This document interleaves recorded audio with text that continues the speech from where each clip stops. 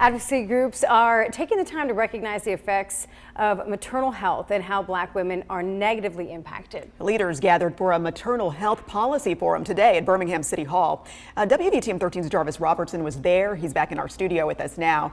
Jarvis, what do those event organizers hope will come from this symposium? Well, Carla, the goal is to advance maternal health equity for all people, but especially Black women. The event offered tips and possible solutions to advance that maternal health care. Now, during the symposium, they talked about the challenges Black women face when it comes to getting proper health care during pregnancy and after childbirth. The panel discussion was centered around finding solutions for those people who may live in rural areas who don't have many options, and for those who just may have issues when it comes to healthcare providers that don't quite meet their needs. I spoke with the policy director of WAWC, which is an organization that focuses on pregnancy, about how the lack of access can have a spiraling effect. The bottom line is, when people don't have access to adequate maternal health care, it creates gaps in our lives that we don't think of.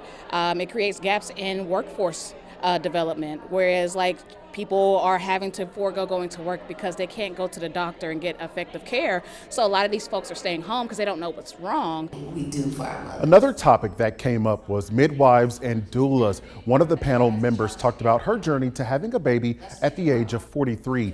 Chandrika Cook Haywood says that she is exploring those options because they would be much easier than going to the typical doctor route. She doesn't fear getting pregnant, but fears the process because of her experience with OBGYNs and going to the doctor. In recent years, people have been turning more to midwifery for their pregnancy needs.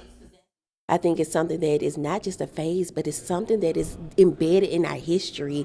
When I think about my grandmothers and my great-grandmothers, they didn't go to a hospital. They had midwives and the doulas. And so it was a space of survival and health and wealth, and it was a space of healing.